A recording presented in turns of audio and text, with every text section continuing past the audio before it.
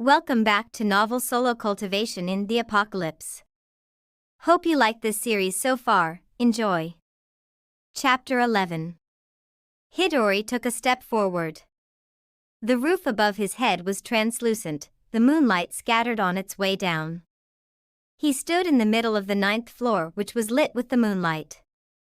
He turned and looked at his right, at his left, up, down. No. The entrance to the 10th and the final floor was nowhere to be found. Hidden entrance inside a hidden dungeon. It was fortunate that Hidori had entered a low-level dungeon, or else it would have been hard to find the dungeon itself. He pulled the purple gun and fired it all around the floor. What else could he do? It became frustrating, he was trapped on the floor. He could not go further and he did not want to go back either. In times like these, he used all of the worthless things in the hope to find the entrance. Just like he used to do in the old times, hit the rocks with his sword, jump on high rocks, which seemed to be the key to entering the next floor, then he would curse the game for creating such a difficult dungeon. And whatnot. Hidori planned to do the same. The whole floor started to light up in purple color. While firing, Hidori turned to his left to complete the round when suddenly, one of his bullets on impact with the walls reflected damage. -15. Hidori stopped. He pointed his gun in the direction from where, when he fired, came the damage notification. Bang. -20. This is it. A smile appeared on his face. He manipulated his mana while pointing the gun straight at the rock wall. Just like before, the gun changed the color from purple to dark purple, and from dark purple to an even darker shade. On the tip, a ball of mana energy manifested. Hidori aimed at his target while he pulled the trigger. He held his breath for that moment and shot the bullet. -75. You have discovered a secret treasure. Well, not what he had expected, but all right. If he found the treasure, then surely this might lead him to the 10th floor's dungeon. Taking quick steps forward, Hidori reached the wall. The scrambles of rock laid in front of the wall, and inside rested a tiny spherical item glowing in silver color. Hidori bent forward. Since the secret treasures do not have a grade as they are meant to be a secret, he could not figure out the treasure's grade. Opened secret treasure. Acquired. Epic healing potion +1. Fire element mana. Cultivated mana, 20,000/20,000. Reached max threshold of the fire domain, you will enter the next domain. Entered water element cultivation domain. Cultivated mana, 0/40,000. Gained a new elemental spell, Mizu no Maha, water magic. Hidori was thrilled to know he had entered the next cultivation domain. He looked at the required mana for the next domain. Now that is a big amount. He turned towards a portal that was shining brightly in blue color, finally. Hidori walked towards the blue portal, which read, entrance to the 10th floor of the dungeon. Exactly what he needed. Auto-saved. Entered the final floor of the dungeon, 10 out of 10. A new quest appeared, defeat the fire dungeon boss. So where is it? He looked around him to spot the boss. What would it be? A dragon with fire abilities? Or perhaps another horde of monsters with the fire burning around them? He started to move his eyes around the ruins of the final floor. The moon shone brightly above his head. There were rocks, ashes, stones, and collapsed walls on the final floor. Tall walls were the floor's borders. It would have been a nice roof if not for the walls. He knew it would be dangerous to randomly roam while he was on the boss floor, but he just could not help it anymore. How long had the boss planned to make him wait? And as soon as Hidori stepped near the roof's left side, which was covered with rocks and walls around, he heard a whimper. He stopped and took a peek at the other side. Although it was not visible, he saw some kind of flaming orange light glowing on that side. On taking a few more steps, he heard a screech exactly like that of a bird. He grabbed his gun, he was ready for anything. This might just be the boss, there was no telling what would happen. I should retreat, he made a decision and acted upon it immediately.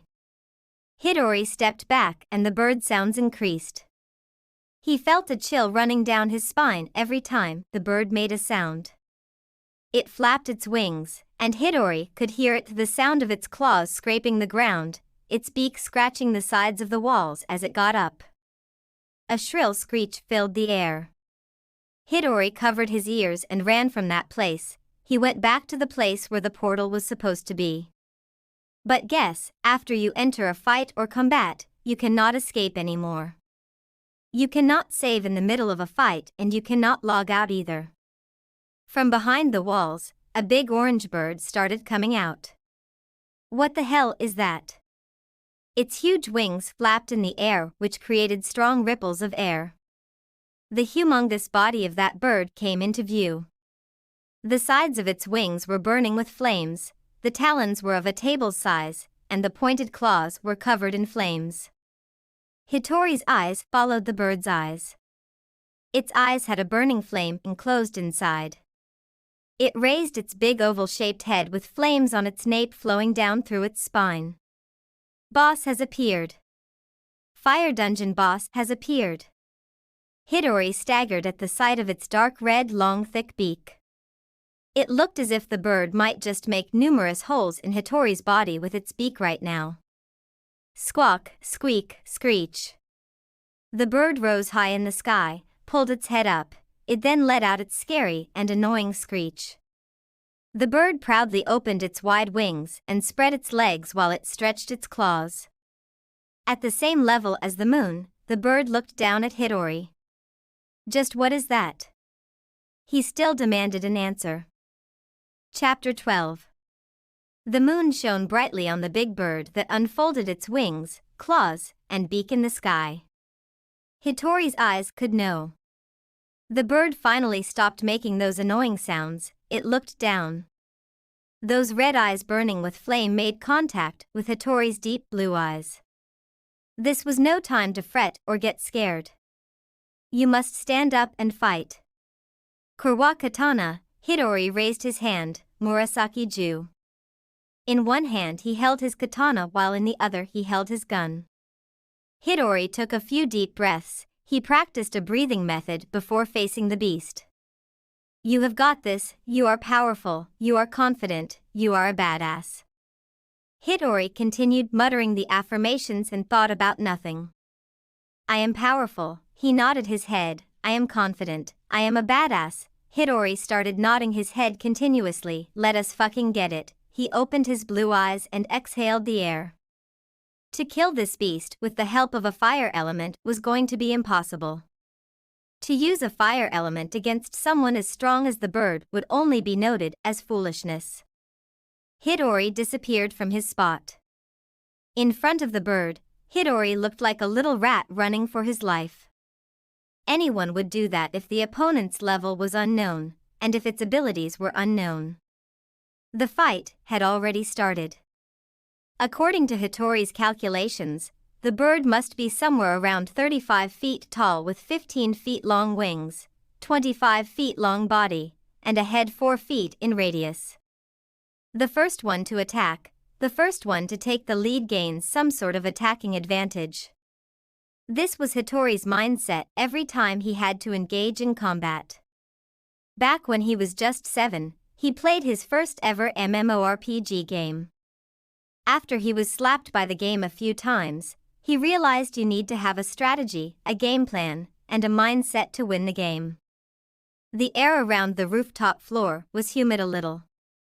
The sky was cold but the bird's flames mixed together with the atmosphere. Hidori ran towards the bird with his eyes straight fixed on the bird's ankles. To cut the bird's claws first would be the most basic strategy. He cannot reach the bird's head to detach it, but he can reach its claws. With the claws gone, its threat level will decrease by a few points. Hidori aimed his gun at the bird's ankles. A proud bird could not take the disrespect of a rat running under its body. Squeak! It let out another screech that was irritating to the ears. Hidori completely ignored the screech cause he knew he got something better coming up. The bird went even higher in the sky before skyrocketing towards Hidori. Hidori glanced at the sharp claws which were pointed in his direction. The tips of the nails were sharper than his katana's tip. Its nails were thick and strong. Anyone could tell just by taking a look at the claws. At that sight, Hidori dropped his idea of attacking the bird. He instead decided to focus on defending himself from the claws first. One hit from them and he would lose a lot of his health points. A long black blade appeared in between Hitori's face and the bird's claws. The bird's claws clashed against the katana with a strong impact. Hidori felt his feet slide against the ground as he moved back a little. He pushed against the bird by holding his katana in one hand and muttered, "Strong." His second hand moved up towards the bird's body. He carried a gun with him. This has got to be the time where he inflicts a great deal of damage on the boss. Mana overdrive. Not enough mana, 1490/4550. And he was low on mana too. Oh, fuck it. Normal bullets will do. Hitori's index finger touched the trigger, but before could pull it the bird noticed it. Squawk. The flames that danced on top of its claws started to shift. Hitori's eyes went wide with the thought of what would happen next. Shot. He quickly pulled the trigger. The bird let out another screech. The pace of the flames increased. And before anything, Hidori was engulfed in the dark orange flames. He felt a strong push against his katana. Hidori lost his balance because of the sudden burst of flame and the strong push. He landed hard on the ground. The bird who kicked Hidori away at the last second flew away from Hidori. Its wings flapped frequently in the air. It looked at Hidori with its dark eyes with excess killing intent. HP 5/75. A flask with a blue liquid in it appeared from the thin air. Hidori pulled the flash near his mouth. The blue liquid went down his throat and his HP started recovering. HP 30/75, not even half. His hand went towards the katana that was lying on the ground. And as soon as his fingers touched the katana's hilt, a notification appeared. HP 25/75. 5. He realized his mistake and pulled his hand away from the katana. It was the same katana that blocked the flames and the claw after all. Throwing the flask away, Hidori got off the ground. He rubbed his mouth once again while staring at the proud bird flying over his head. A purple gun rose up in the air. He pointed the gun at the orange bird. Without aiming, without thinking, he started shooting the bird. -7. -10. -8. The bird finally lost it. It flew in the direction from where the bullets were being shot. Hidori did not stop firing till the bird was close. Hidori looked on the left side. There was a rock and fallen down walls around there. He glanced at the bird before jumping towards the left side. He sneaked out and shot the bird's neck. Yes, neck. He got a critical hit after all. -20. Okay. Semi-critical hit. But that is better than the previous. Bang. The bird used its claws to break the walls Hidori was hiding behind. Things did not end there. The bird then used its wings to generate a strong gust of wind which threw rocks away, dust away, and even Hidori. HP 10/75. Thump. Hidori landed hard on his back. His arms banged against the ground, his gun got out of his hand and flew a few meters away. It slipped under a rock.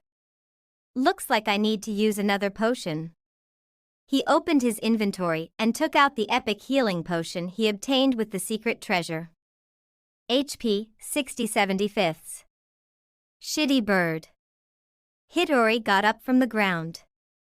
He raised his eyes. The bird was nowhere to be seen. A strong gust of wind went past Hidori. He raised his head up at the sky. Up in the dark sky, an orange color bird was trying to touch the moon. It went up like a rocket till it stopped suddenly. No, Hidori took a step back. It cannot dash, his words stopped in between. He saw the bird as it started coming down. Hidori had nowhere to go. His fire spell would not work against the bird. His katana was burning hot. His gun was nowhere to be found. The bird's pace increased. The flames that covered the bird started increasing. As if the whole bird was set on fire, flames of fire engulfed the bird while it came down like a drilling machine. Its wings closed tight and covered its body. The bird spun in the midair like a drilling machine. Hidori stepped back. He ran to the corner of the dungeon. He opened his arms. Mizu no Mahu. He had no choice but to use a spell he knows nothing about, water barrier. A big wall of water rose in front of Hidori. The bird fell down. Its beak touched the ground. Every dust particle, every rock, every ruin was being lifted off the ground. Hidori covered his head to be able to stand the explosion. Flames erupted as soon as the bird crashed into the ground. A big wave of flames flew towards Hidori, who stepped back. The strong flames crashed against the water barrier Hidori had created for himself. Soon the flames started breaking through the water barrier. Hidori felt his feet leaving the ground. Bang! His back banged hard against a big wall that acted as a barrier. Saliva came out of his mouth, blood started pouring out like crazy. And finally, the notification he was waiting for appeared. HP 1875. That was a hell of a trump card attack. Hidori fell face onto the ground. He pulled his hand out and pushed it against the ground. He could feel no pain whatsoever, so it was easy for him to move. A high-pitched whistling sound of a bird reached Hitori's ear. He lifted his eyes and saw an orange color bird covered in flames was right in front of him. Its long beak that was damaged started to open slowly. The bird spread its wings opened its mouth wide open to catch its prey. Before Hitori could react, sweep. He was swept away by the bird, like an insect. The bird took a big leap up in the sky. It threw Hidori out of its mouth high in the air. HP 775. And as Hidori was falling down, the bird grabbed him between its beak. Hidori saw the long tongue waiting to wrap itself around Hitori's body. I must use it. He turned around in the air and pulled both of his arms in front of him, Mizu no Mahur. He shouted, Hydro. Hidori paused when suddenly a notification appeared. Congratulations to player Rotten Mind and player Barbarian's God for conquering a level 25 zombie dungeon. Rotten Mind dash? He felt his body being pulled down and then go through a long, never-ending pipeline. Gulp. In one go, the bird swallowed Hidori as a whole. Alas, even surviving the boss's trump card was not of any use in the end. Chapter 13. Hidori thought he would keep falling down the long, deep and dark tunnel till he read these words, "You are dead." And a notification appeared. He was eaten by a bird, as if he was an insect, as if he was the bird's prey. That was an insulting experience, to be swallowed by a bird that was inside a game. After his death in the game, Hidori has logged out automatically to the real world. So now he was in his chair inside the City V arcade with his head in his hands. How can I mess up such a great opportunity?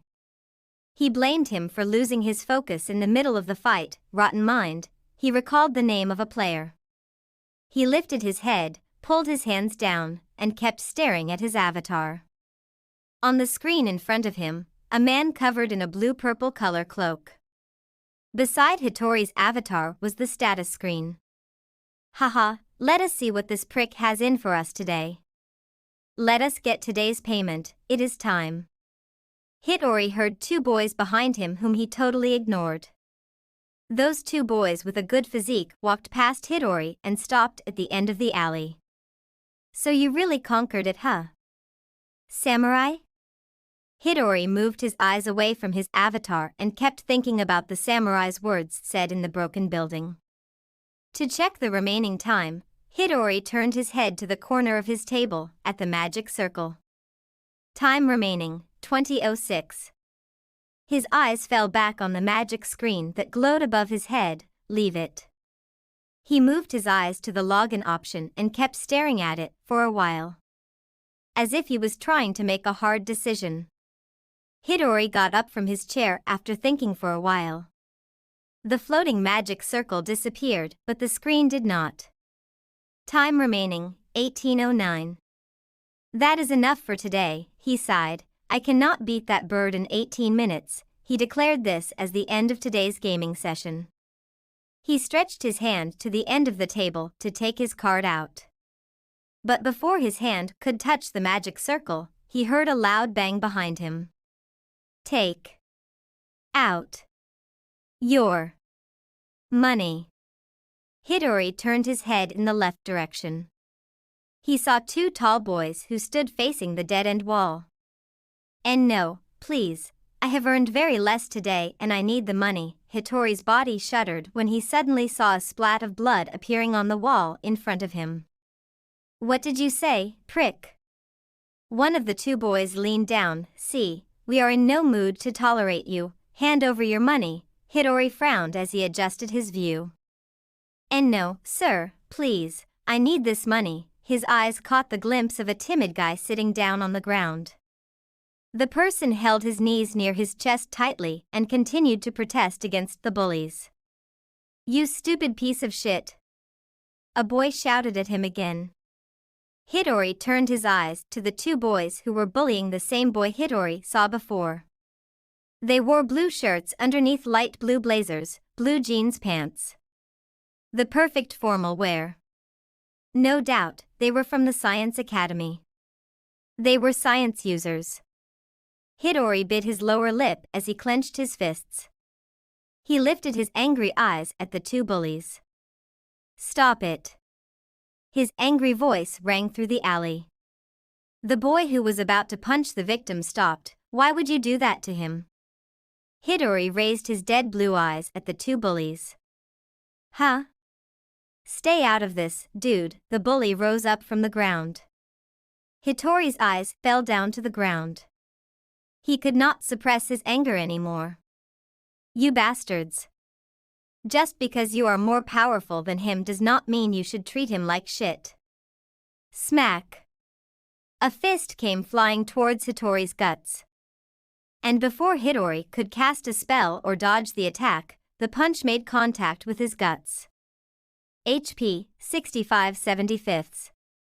Fuck the person who created those battle suits. Hitori landed down on the ground and thought as he lifted his hand to rub his nose. The student's blazer acted as armor and their blue full-length shirt was a battle suit in reality. Of course, they had the access to clad their whole body in that invincible metal alloy, to create a gauntlet to punch someone in the guts. What will you do? Save him? Another boy grabbed Hitori by his jacket and threw him right beside the victim. The timid guy reached out to Hitori. Hey, are you okay? He grabbed Hitori by his shoulders. Yes, Hitori quickly pushed himself off the ground and stood up. The boy who was bullied looked at Hitori's back with surprise. The person dared to hurt Hitori. It only makes sense if Hitori makes him pay. Friend, I do not know your identity, but you should not get involved. Hitori ignored the timid guy's warning. Dude, get out of the way. This is the last warning. The boy who seemed stronger spoke. Let us have the fucking nerd and we will spare you. Hitori's eyes sparkled with even more anger in them. He glanced behind him. Nerd? He clenched his fists. Hitori closed his eyes. The timid guy's glasses slipped off his nose bridge. He looked like a scaredy cat. He looked like someone who would spend hours playing games or watching anime. Hidori took a deep breath and tried to fight his inner demons. Haha. He heard a burst of scornful laughter in his mind. Look at this nerd. Every single person laughed at him. He got what he deserved. A boy laughed. The boy then lifted his finger and pointed at a broken game card that lay on the ground. Seriously, a girl gave a little boy a disgusting look. Such a nerd. Disgusting. The whole class started laughing again. Helplessly, a guy quietly got on his knees as he warped his things up and gathered his broken game card from the ground. He had a timid build, his long dark hair covered his painful blue eyes. Tears formed in his eyes, making it hard to see clearly with the blurry vision. From the corner of the classroom, in a class where everyone was laughing, there was a person who did not laugh. She kept staring at the helpless poor boy who had his gaming card broken and his self-respect hurt, dignity thrown away in the river, self-esteem. Fuck it. Oi, are you alive?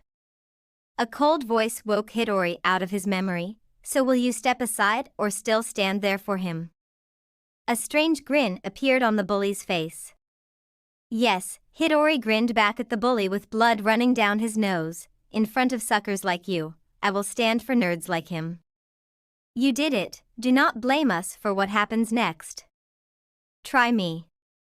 Hidori clenched both of his fists beside his thighs. Hi no mahu. Fire started sprouting out from Hitori's fists. The bully, who was about to punch Hidori again, took a step back with a frown. You.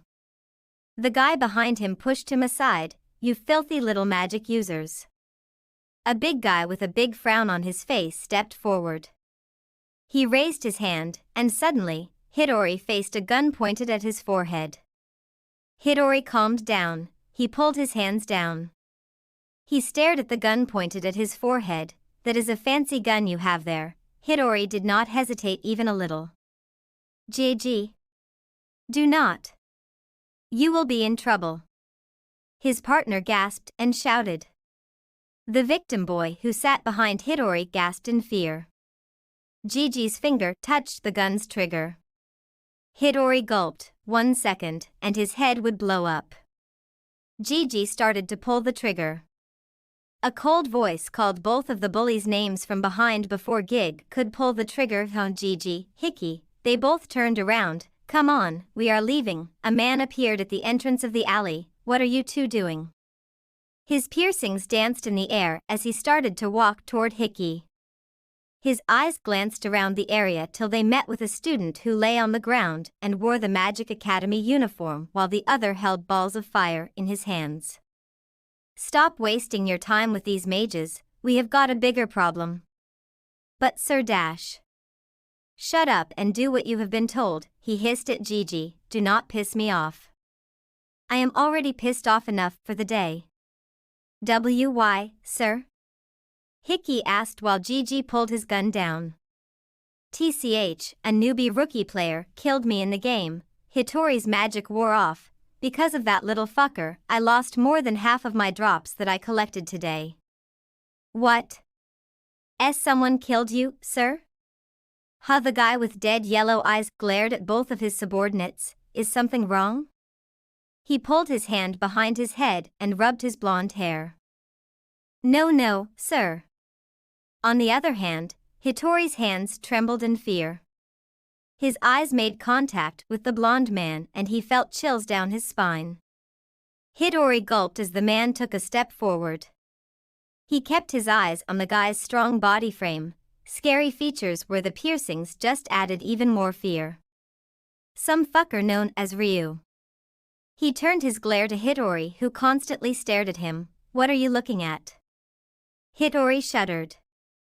He quickly raised his hand and tapped his console station's magic circle. The blondie's eyes went past Hidori and fell on Hitori's magic screen. Hitori's card jumped out of the slot. He quickly grabbed his card and stepped back near the guy who was lying on the ground. His dead eyes met with Hitori's eyes covered in fear. The blonde guy and Hidori exchanged glances. The tension started forming between the two of them as the blondie took a step forward. Suddenly, Gigi called him, "Sir? Where are you going?" He came back to his senses and stopped moving. He turned around, then after a pause, he continued, "Anyways, this player Ryu, I want you two to investigate this guy." He stopped moving and coldly glared at Hidori with a scary glare. "I will report him to Onaji-san," he said while slowly moving his glare away from Hidori. "Get moving." "Yes, sir." They both left the V arcade before their sir. The blondie started to walk out of the fourth gaming alley. Hidori stood in his position without moving, as if he was frozen. Gulp.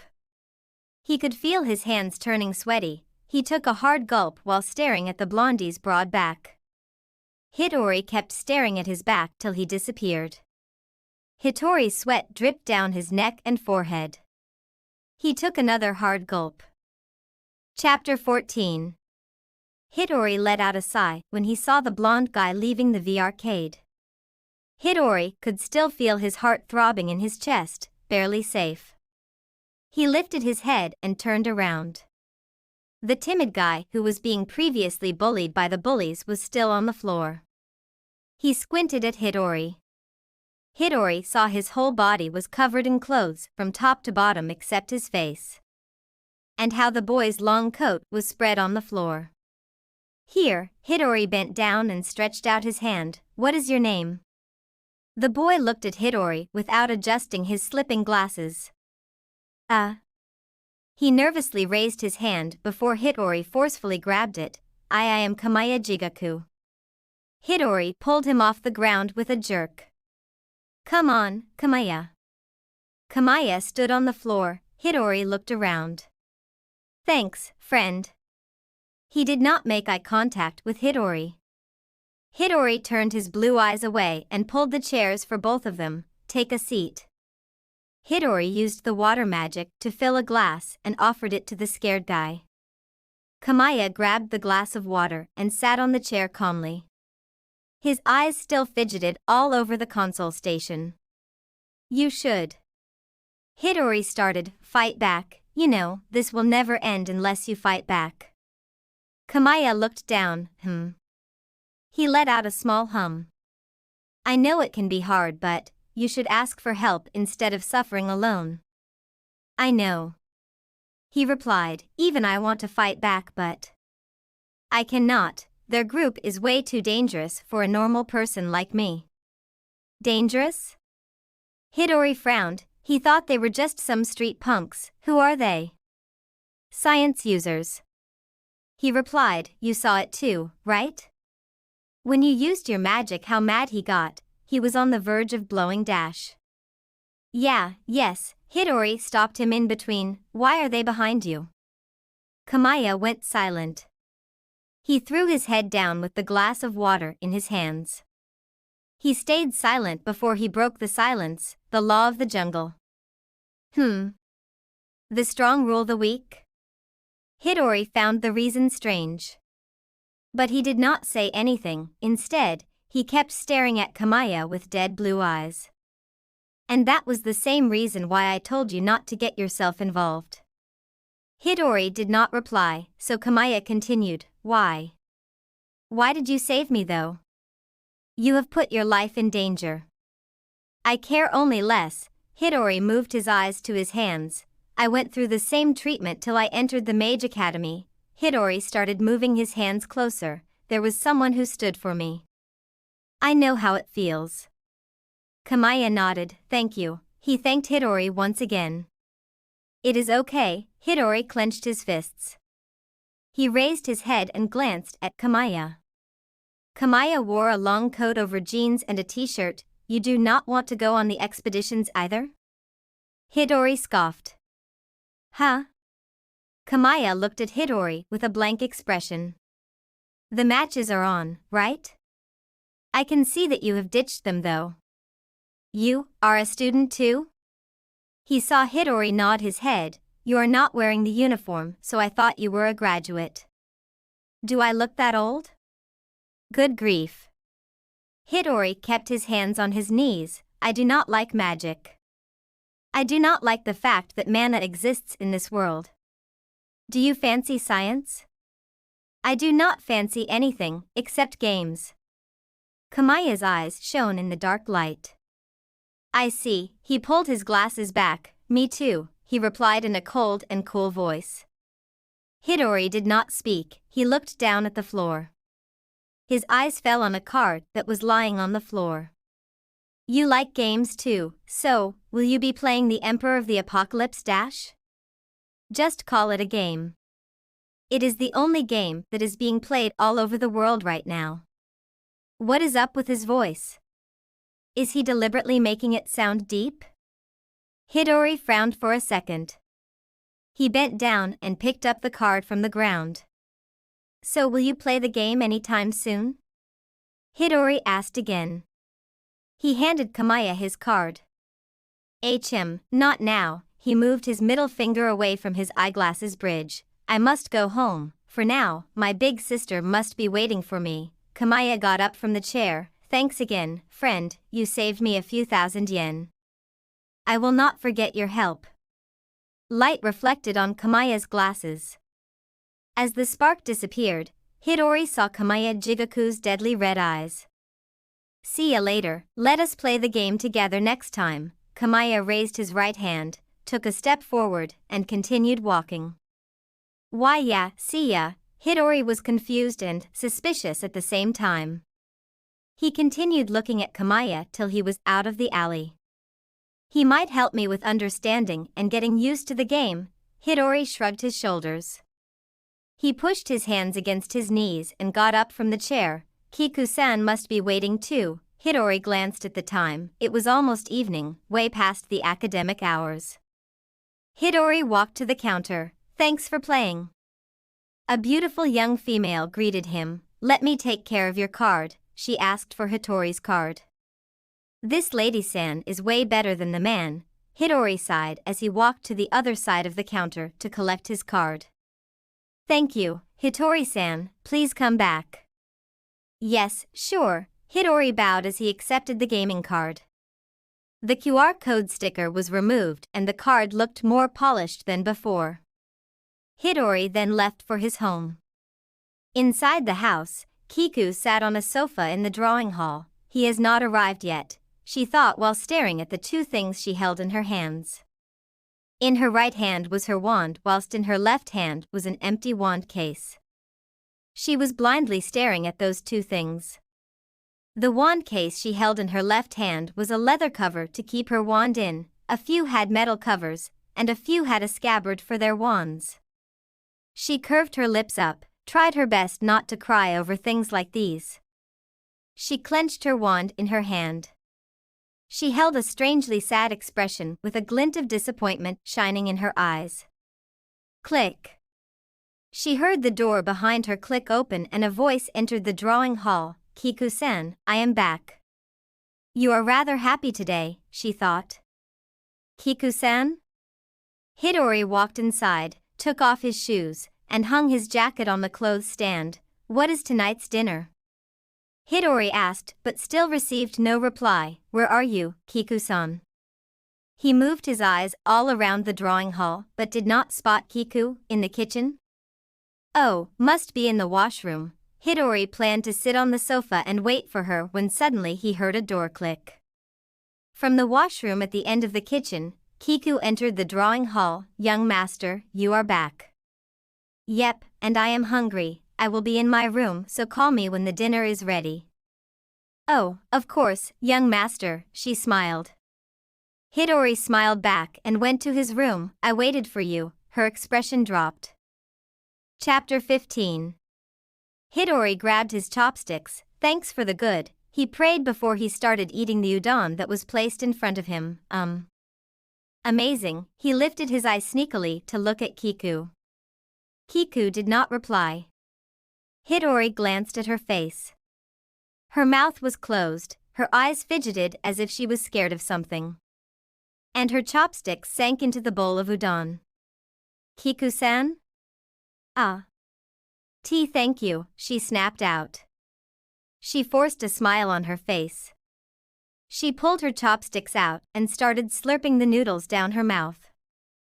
Hidori on the other hand just shrugged and continued eating his food. He tried his best to ignore the stare he could feel from Kiku. The sound of Kiku slurping her noodles stopped suddenly. Hidori raised his head and saw Kiku spacing out and staring blankly at him once again. This is it. He banged his chopsticks on the table. What is wrong? He pushed his chair back to get up from the dining table. Tell me what is wrong, Kiku-san. Kiku's eyes met with Hitori's blue eyes. Why? Nothing is wrong, keep eating. She lifted the bowl and gulped down all of the udon in one go. Some of the soup fell down but suddenly stopped in between and came back to her bowl. After a few minutes, Hidori had finished eating his dinner. He kept his bowl on the counter and headed to his room. Hitori-kun, he stopped walking as soon as he heard Kiku's voice. How was your day at the academy today? And I was wondering why she had not asked that question yet. Hidori turned around. Kiku cleaned her hands and walked toward Hidori. I lost. He replied, I lost all of the matches. I told you I am not qualified for this. He lifted his head and gave Kiku a smile. And why did you come home so late? A frown appeared on Hitori's face. She is acting sus. Hidori declared. I was hanging out with a friend. He turned around and took a step forward. You have a friend? Her question made Hidori stop once again. Just made one today at the academy, Hidori replied. Saved him from some bullies in the academy. Behind him, Kiku slowly clenched her fists. He did not even hesitate. The bullies must have got you then? Ah, yeah, they got me. He turned around. How do you know? He was interrupted by Kiku's counter reply. Of course they did, she walked. As you do not have your wand to cast any magic spells and protect yourself, she stopped a few feet away from Hidori. Hidori gulped. What are you saying? He saw the coldness in her eyes. A pair of eyes that Hidori had never seen in his life. Leave that aside, she pulled her hands behind her. Where did you meet your new friend? Hidori saw a smile unfolding on her face. Hidori took a step back.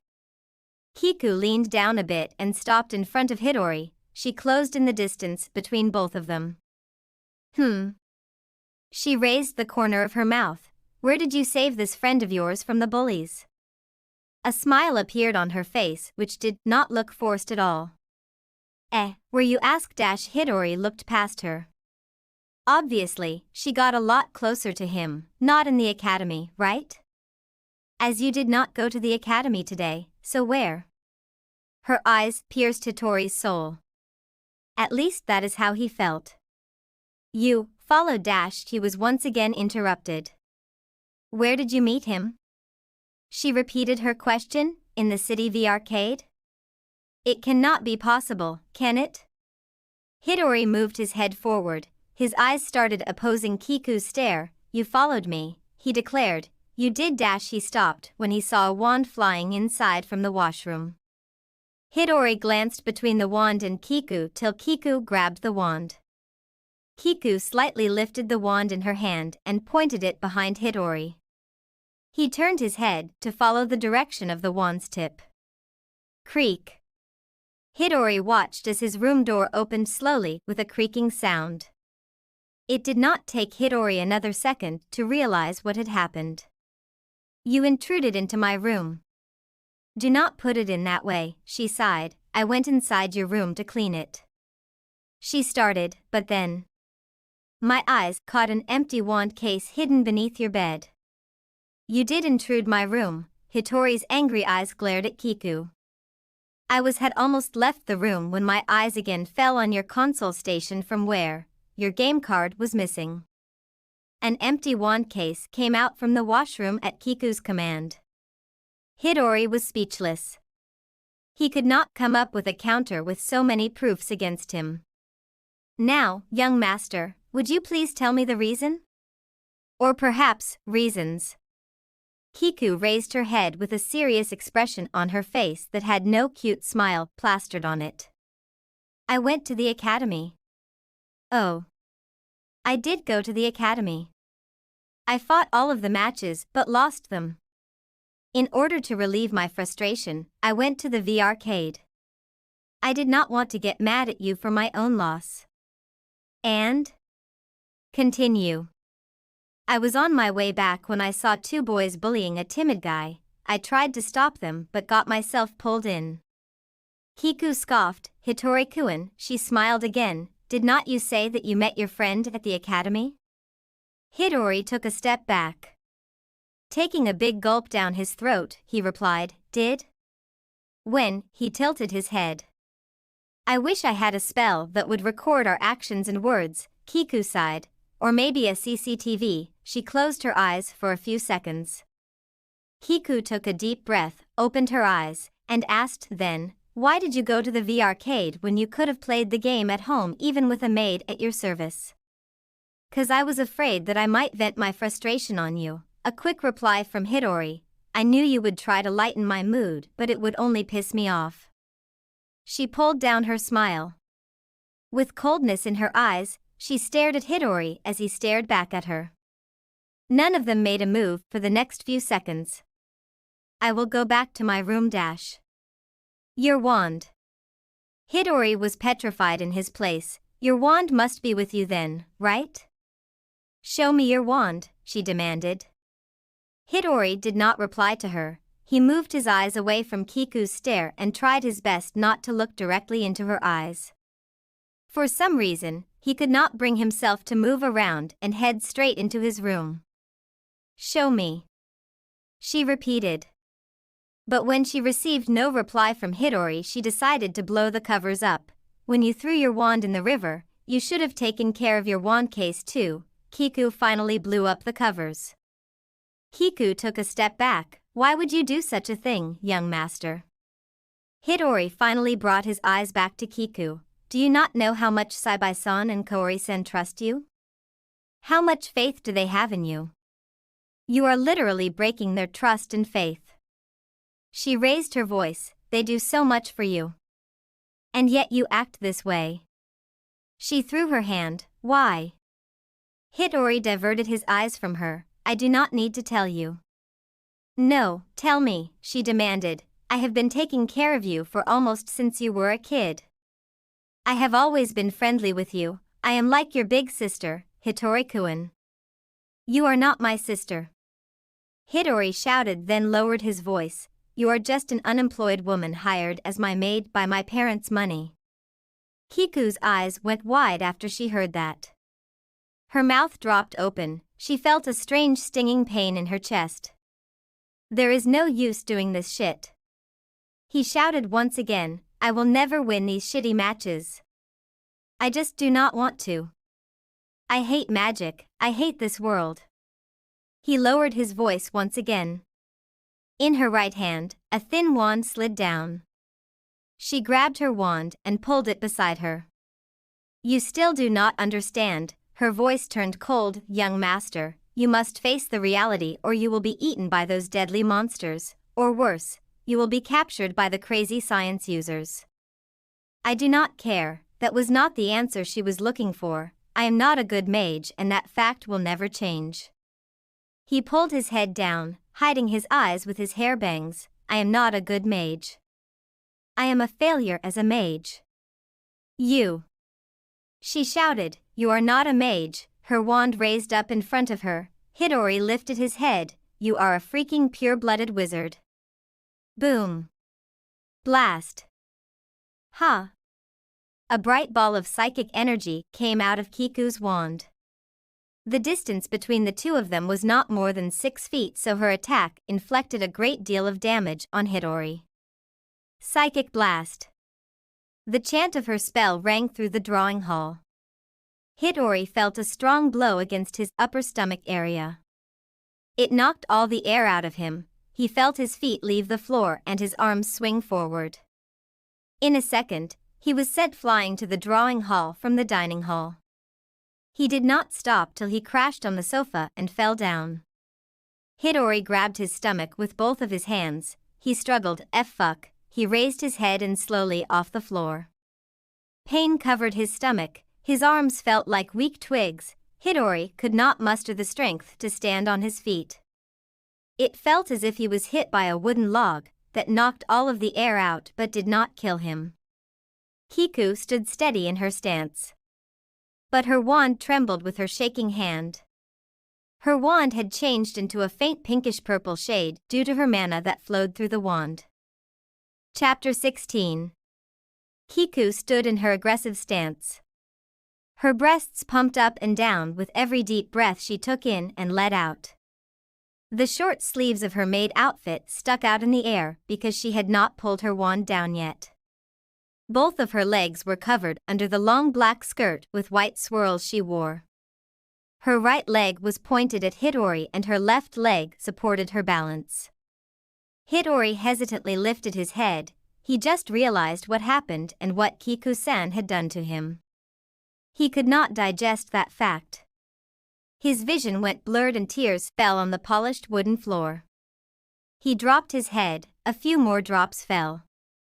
Hidori shook his head then bit his lower lip. He did not give a single glance at Kiku and ran towards the main door. He aggressively pulled his black jacket off the hook. The door swung open, Hidori strode and left the house in anger, pain, and disappointment. Kiku stood there petrified by her actions. Her blank expressions changed. The hand she held her wand in continued to tremble in fear. What did I just do? Her eyes were wide in shock.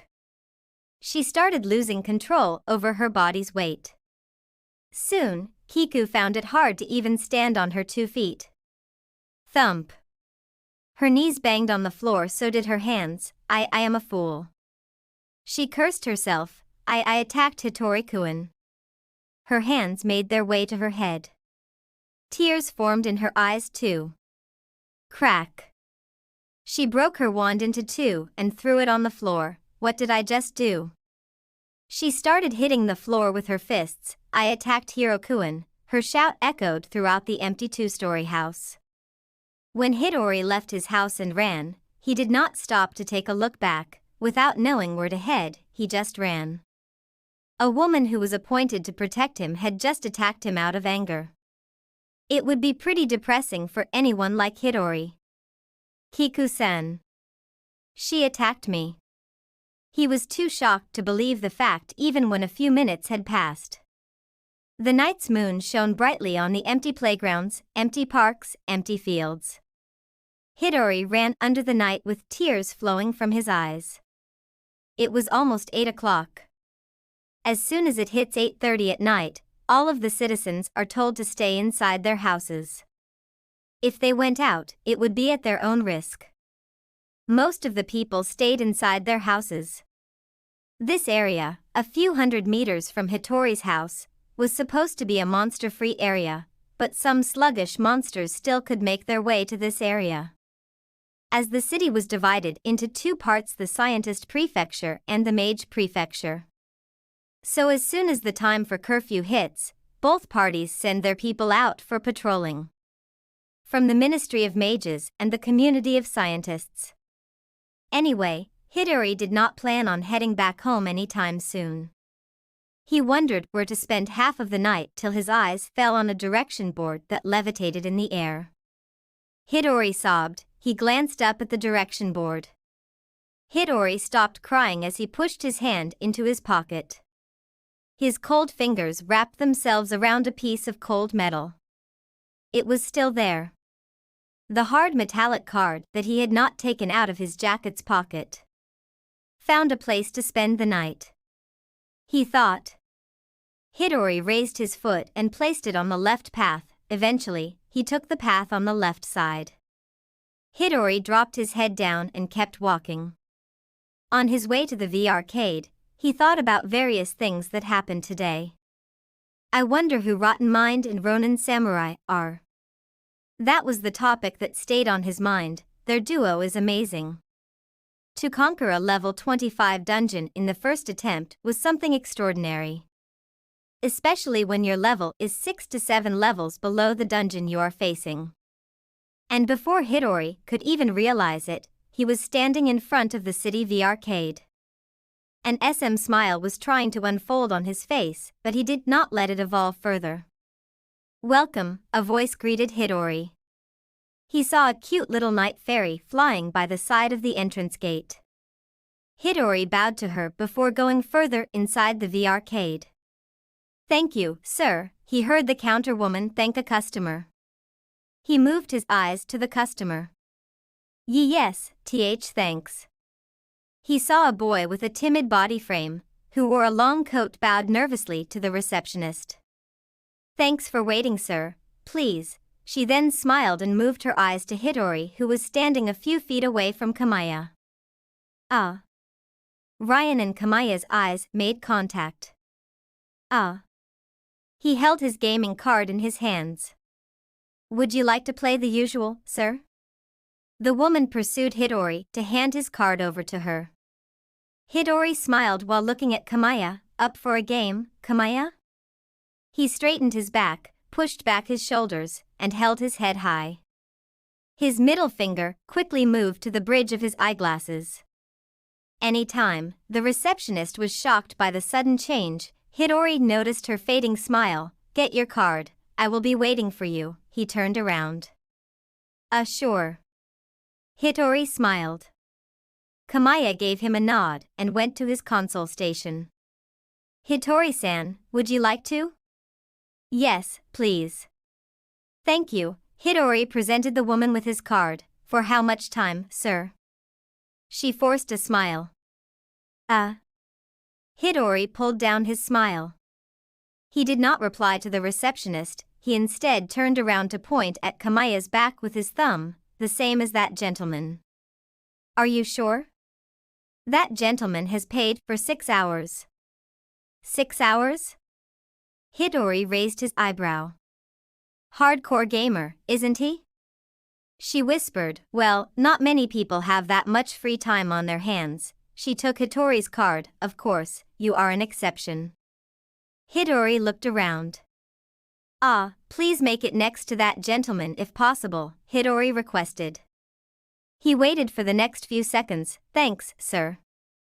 She handed him his card back.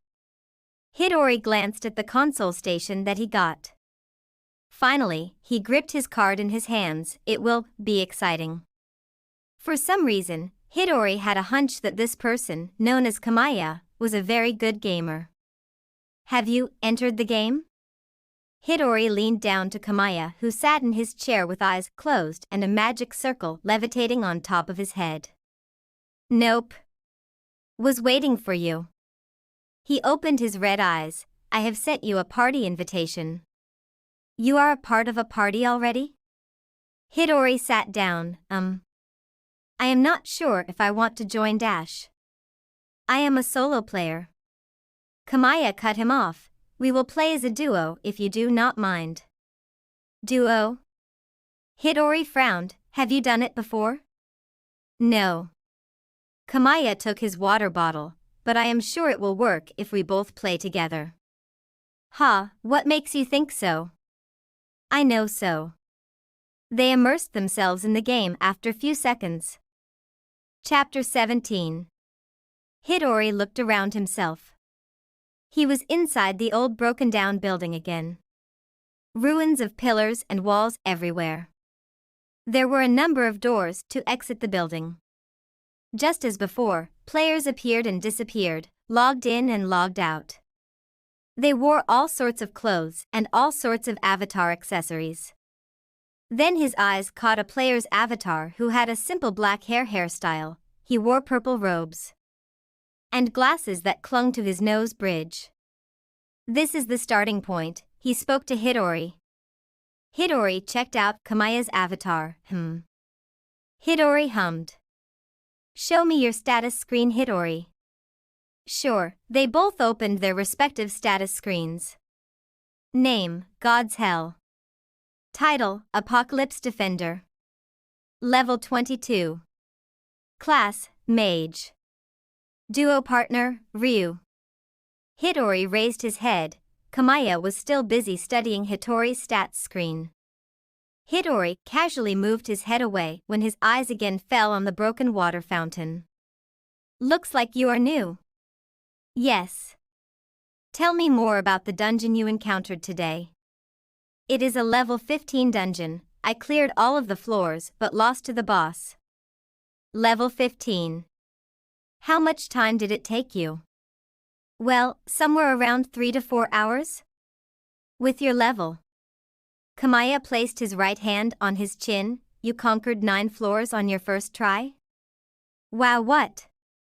You are way better than me. A smile appeared on his face as he walked up to Kamaya. It is not about who is better than who, it is about who is willing to be better than who. Kamaya looked at Hidori with blank expressions. His glasses almost fell. Do you want to move forward? Hidori cracked a smile and pointed towards the dark exit. Why yeah, Kamaya dabbed his glasses back. They both walked towards the dark exit door. By the way, if you have been playing since the game was launched, Kamaya hummed, then you must have a few dungeons to your name? Kamaya stopped. He pulled his middle finger off his glasses bridge. Yes, I do, he replied in a cool voice. They both entered the leveling field that was covered with unclassified creatures. TCH, I always hate this part of the game. Too much for an apocalypse. Kamaya dug his hand into the side of his robe and grabbed the thick end of his wand. What are you doing? He did not pull his wand but looked at Hidori. You do not plan on attacking them, do you? Should we not kill them? Kamaya was confused.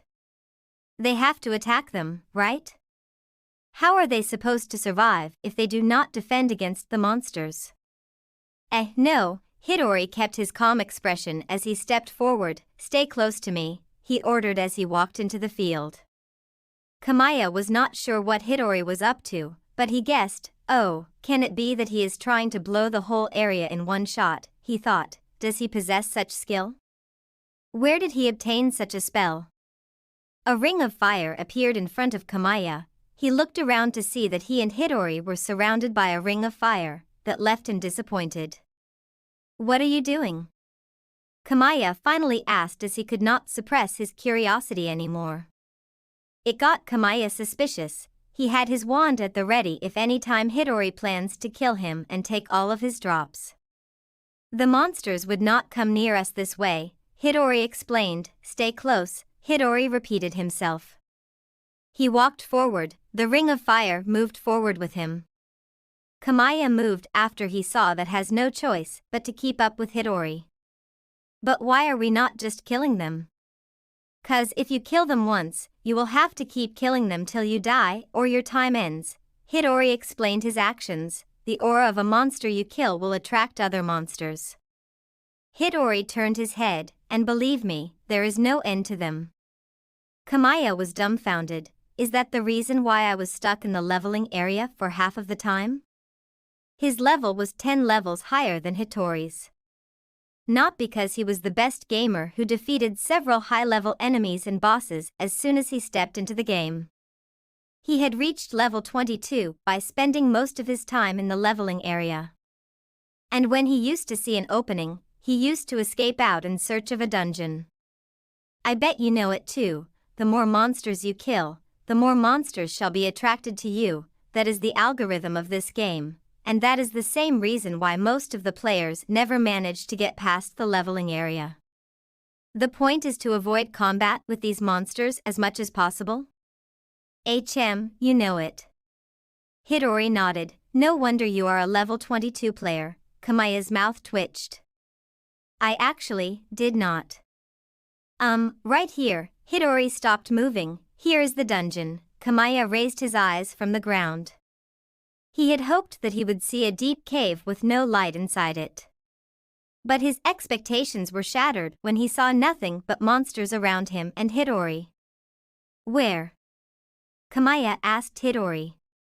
Hidori did not reply. He smiled at him instead and took a step forward. Kamaya remembered Hitori's advice to stay close to him, so he took a step forward with Hidori. Kamaya looked around him till the ground beneath him trembled. He almost lost his balance when the ground started to move all of a sudden. We are going down. He had never seen an entrance like this. It must be a hidden dungeon, he thought. But again, it was visible on the map. With Kamaya and Hyder on the platform, it took them deep inside the ground. Hidori took Kamaya to the second platform, which then sent them to the first floor. Finally, Player Ryu and Player God's Hell have entered a level 15 fire dungeon. You have entered the first floor, 1 out of 10. Finally, Kamaya let out a sigh. He lifted his eyes and saw Hidori summoning his gun. Friend, he stopped Hidori. Let me do this. Kamaya did not want Hidori to face all of the monsters again when Kamaya himself could easily take care of them. Hidori was surprised at first, even when you are 10 levels higher than me? Kamaya did not respond. He looked straight ahead. He received the quest to kill 10 fire dogs on the first floor. Fire dogs, pretty lame. From the dark side, a horde of 10 dogs was spawned. Kamaya jerked his hand with the wand forward. He stepped forward and took his stance. Kamaya slowly lifted his wrist. His wand went up with his wrist. Mizu no Maha, he muttered the spell, water splash. As his wand came down with his wrist, a blob of water came out from his wand. Hidori watched as the splash of water fell on the fire dog's face. Soon another splash touched his face and it was dead. So it depends on your level? It must depend on the magic ability of your wand and the spell. Hidori studied Kamaya as he just shook his wrist up and down. Water came out and killed the fire dogs. The end. What is on the second floor? Kamaya asked as he entered the portal. Minotaurs. 5 of them. Only 5. Water would not work on them unless I cast a high-level spell.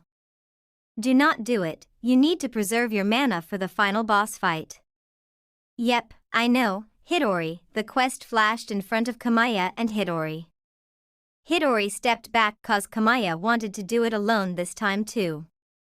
He saw Kamaya raising his wand above his head by raising his hand halfway up. Roar. A bull roaring in a man's voice. They should change the voiceover artist of these monsters. Denki no Mahu, Hidori raised his eyebrows in surprise. He saw a ball of yellow energy that was forming on top of Kamaya's wand. I never knew you had that spell. Hidori grinned. Electrify. He brought his wand down, and a straight line of electricity appeared from his wand and connected with the Minotaur. The shock was so powerful that it went through its heart. And it is powerful too.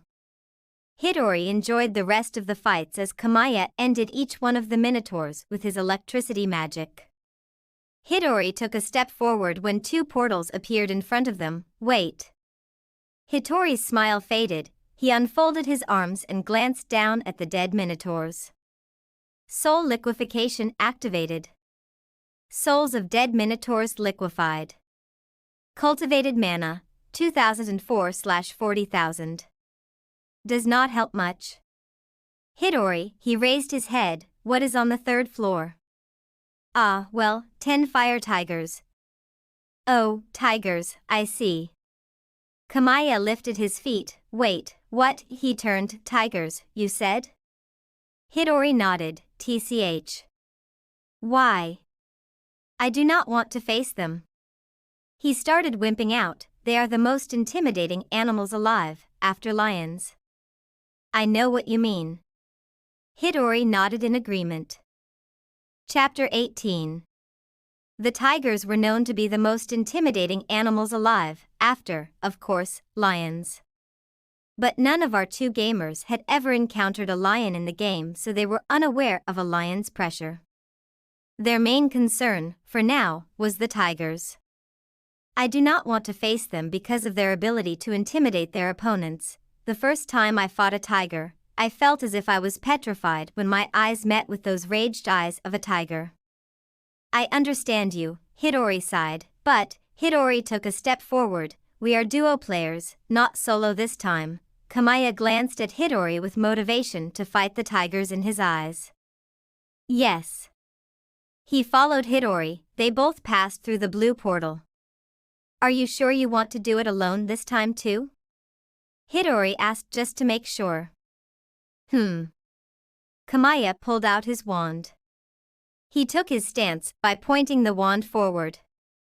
Roar. Now, this is what a real roar should sound like.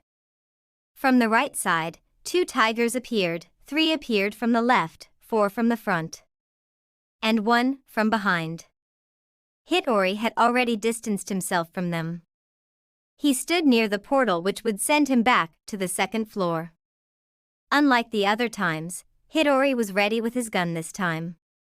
Although Kamaya's level was double the tiger's level, no one can tell when Hitori will need to save Kamaya from the intimidating tigers. The tigers took small steps to get closer to Kamaya. He moved around in circles by taking small steps. He noticed that the tigers had already formed a circle around him.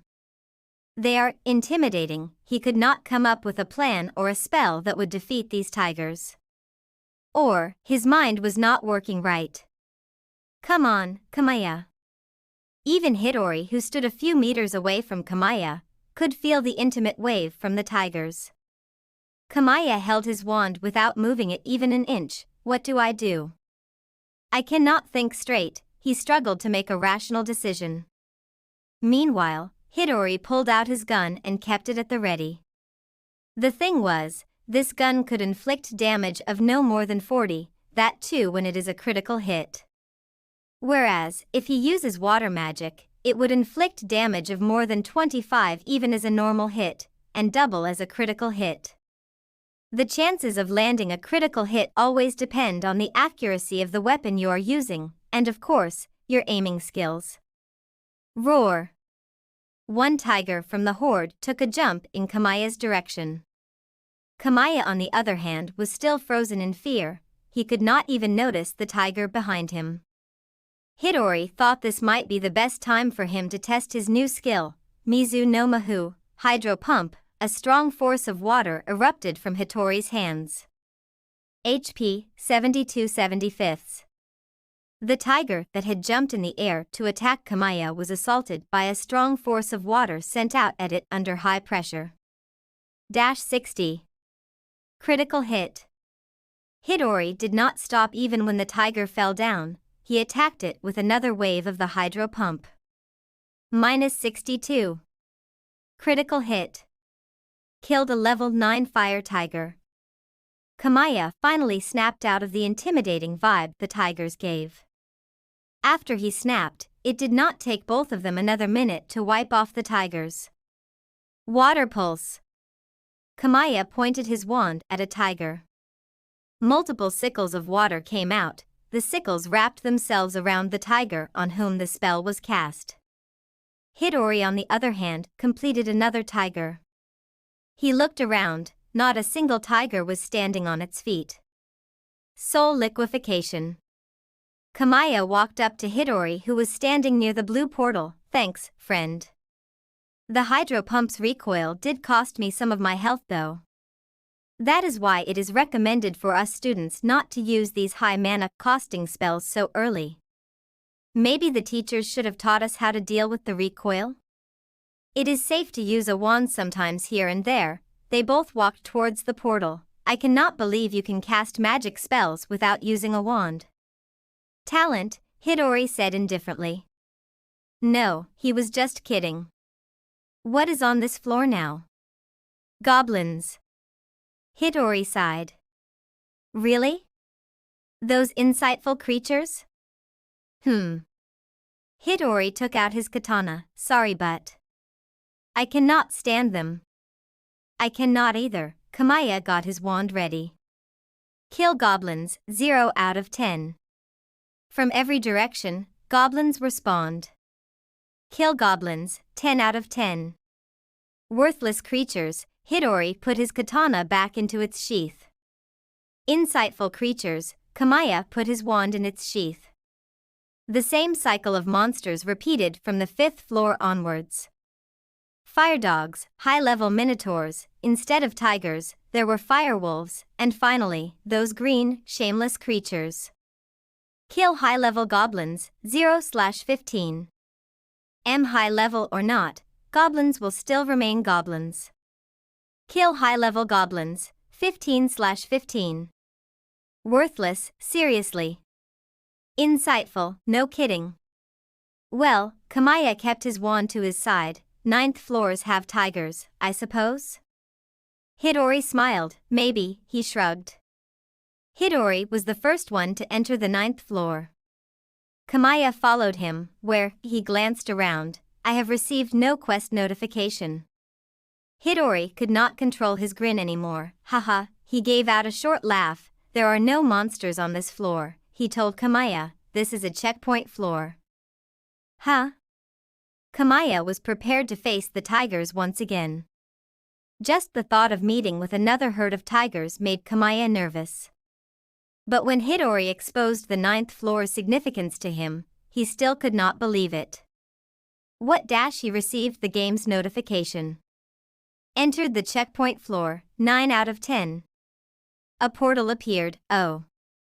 I see, Kamaya sighed, so this is that floor. Well, dungeons rarely have floors like these, so I did not hope to see one in this low-level dungeon. Hidori calmly walked towards the portal. The boss lies ahead, you ready? Ah, yeah, Kamaya and Hidori entered the last floor. Hidori looked on his left side. They were on the roof, which was tarnished by the bird maybe. Debris fell everywhere, rocks, stones, walls stood in the middle of the roof. Hidori also noticed that the roof had been repaired automatically as if nothing had happened. So, Kamaya, Hidori asked, what is the plan? Chapter 19. Hidori glanced around his surroundings. He saw the strong, big walls standing as the borders of the roof, debris of rocks and stones that lay all over the roof. The ground that was destroyed by the giant bird the last time it attacked Hidori was now totally repaired. Not a single hole on the ground. What is the plan, Kamaya? Kamaya stepped out from the portal behind Hidori. He first glanced at the portal, it disappeared behind him. The boss is behind that wall. Hidori pointed to his left side where a big wall stood in between him and the other side of the 10th floor. Kamaya tried to take a look on the other side of the roof, but the wall was too big and wide for him to take a look on the other side where the giant bird slept.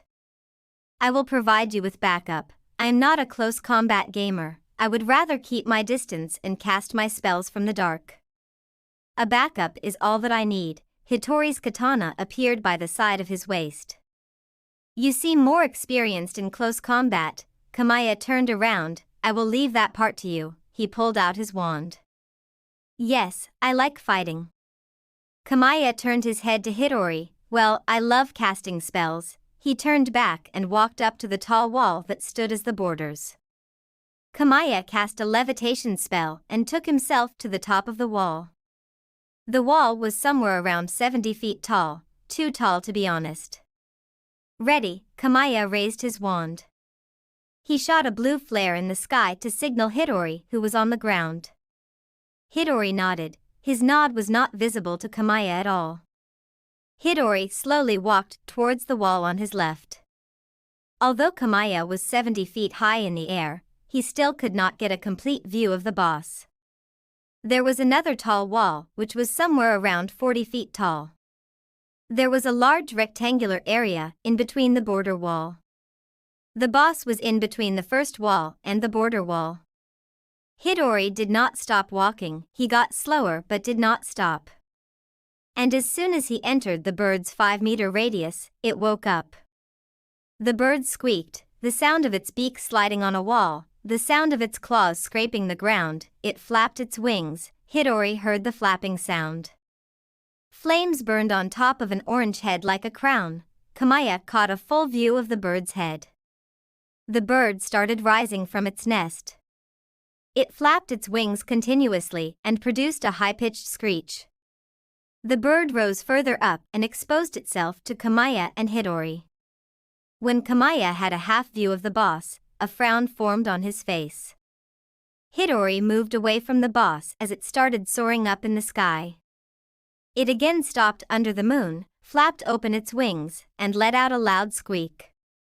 Kamaya relaxed his stance when he got a full, perfect view of the boss. His glasses slipped off his nose, he found his wand trembling in his hands. That is the Gi boss, his frown turned into a scared expression. He wanted to tell Hidori to regroup, so he looked down at him. He was ready to fight the bird with his katana. No. Kamiya quickly brought his wand in front of his lips. Mike, he cast a spell. Hidori. Duck, his voice magnified and echoed through the top floor. Hidori covered his ears because of the loud shout. What? He glanced at Kamiya, who had started to climb down the wall he stood on.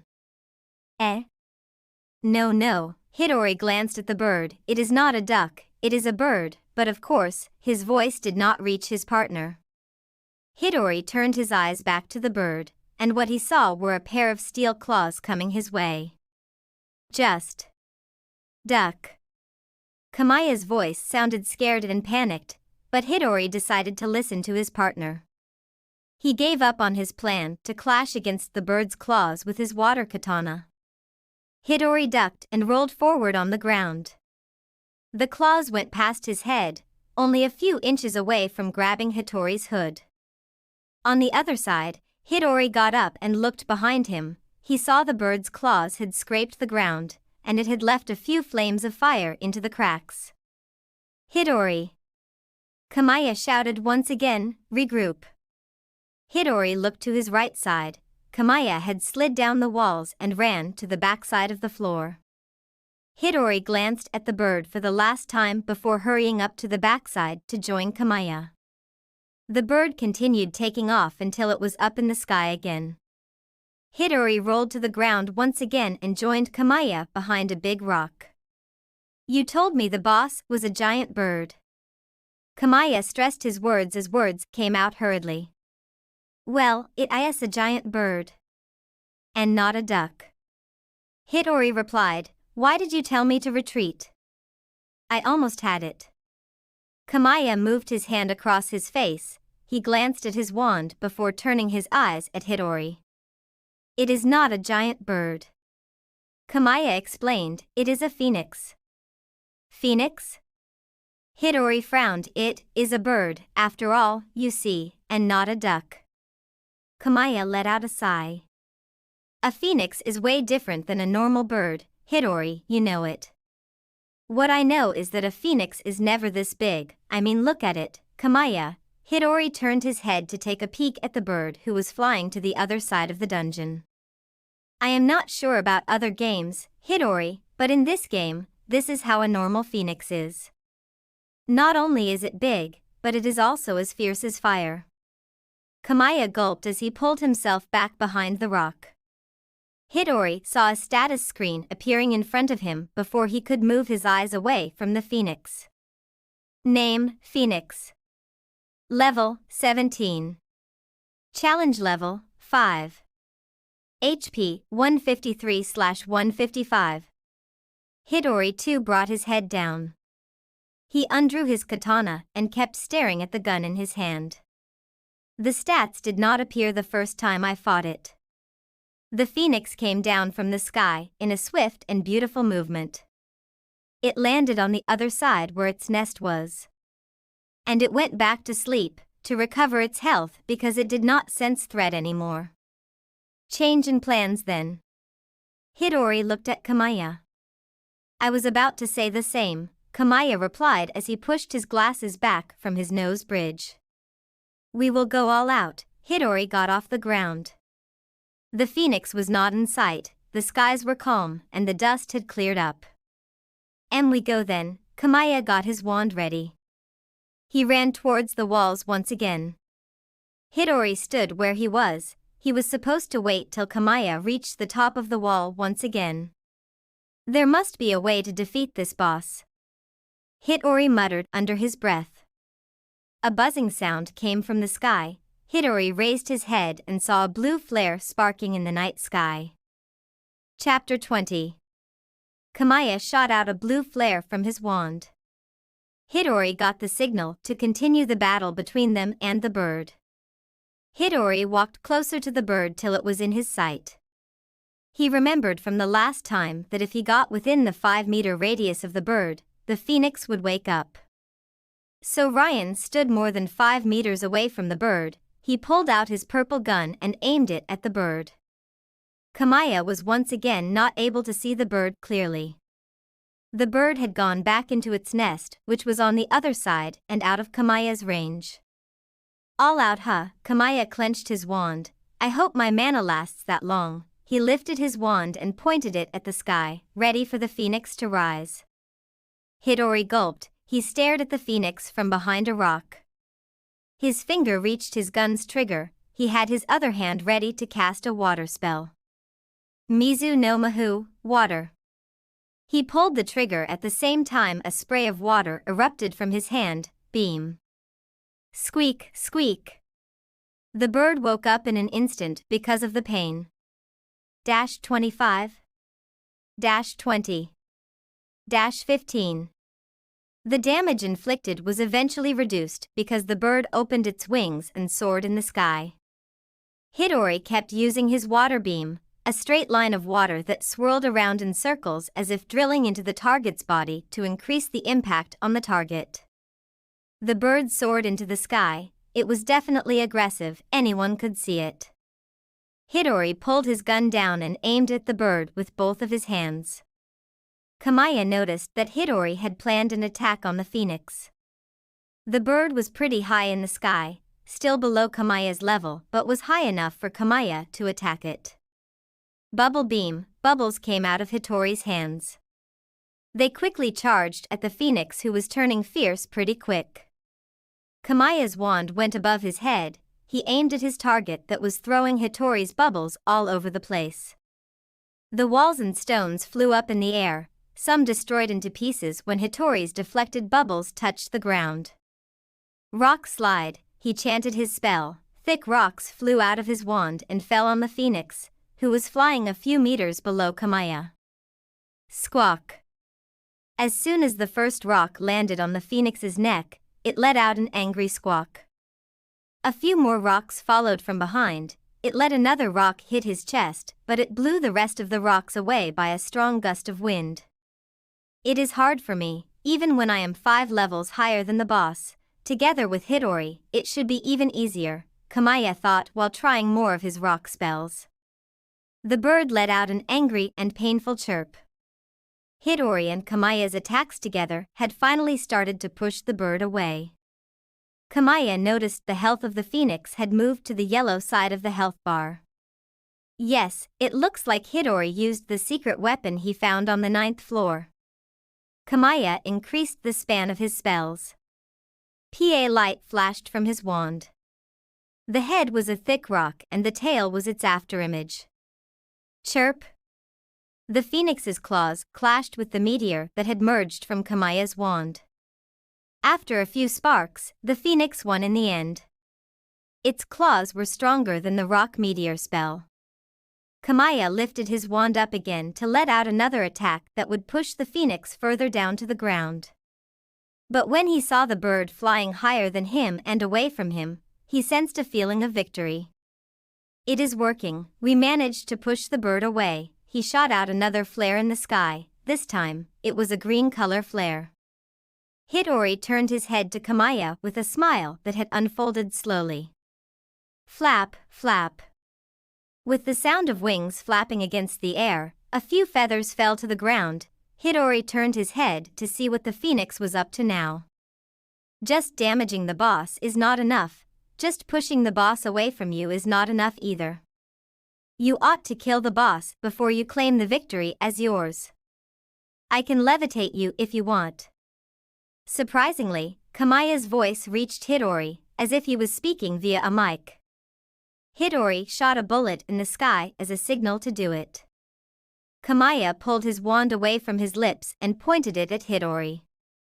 The bird that had gone higher than Kamaya had suddenly stopped in the middle of the sky. It had gone above the moon. It opened its wings in the air before it started to fall. Hidori's eyes went wide. He knew what was coming his way. The bird's free fall started. It wrapped its wings around its body. The flames that were burning on its body engulfed the phoenix. Kamaya had already started sliding down the wall on seeing that the phoenix's health went down by half. He had lifted Hidori a few inches off the ground and was still taking him up. "Well done," he shouted as he got closer to Hidori, "now let us take this boss down." But Hidori was wise enough to know what was going to happen. No, his protest confused Kamaya. His smile faded with time. "Run. Stay away." Hidori turned his body in the mid-air. He did not want to be the reason for someone else's death in the game. "Kamaya, it is the boss's trump card, you need to run." Hidori had to make the effort and shout at Kamaya. He, who was confused by Hitori's sudden change of plans, decided to listen to Hitori's command to turn back. Trump card? Kamaya had totally forgotten about the attack a boss always unleashes when it enters the rage mode. "We need to protect ourselves from whatever it plans to do." He glanced behind him and saw Hitori running behind him. Perhaps Hitori's agility stat was still not cultivated enough. Kamaya reached the wallway before Hidori. "Come." Only a few meters. His decision to not use levitating magic for just a few meters was logical. The bird's free fall had given Kamaya a rough guess of the boss's next move. He continued climbing the wall with levitation and looked down at Hidori to ask him if he could get on the wall. A frown appeared on his face. Hidori did not move. He stood in front of the wall. Instead, he created a water wall in front of him. Has he planned a counter? Kamaya turned around and kept flying till he reached the top of the wall. He first glanced down at Hidori. He brought his wand near his chest with his elbow pointing upwards. Then he moved the wand forward. Defense wall. Hidori pulled out his katana and gun. After all, he was assured of Kamaya's protection. Two big translucent walls stood in front of Hitori's water wall. Secondly, Kamaya looked up at the phoenix. Its whole body was engulfed in flames. It was like a shooting comet. The bird spun around like a drilling machine. It was only a few meters away from crashing into the roof's ground. "I have realized my mistake." Hidori pulled his arms in front of his face, still ready for anything. Kamaya had himself covered in a thin blanket of air which would reduce the impact on the bird's crash, if the shockwaves reach him, that is. "I ran." Was the mistake. Hidori completed his sentence. Thanks for listening to Solo Cultivating in the Apocalypse. Have a lovely day, y'all.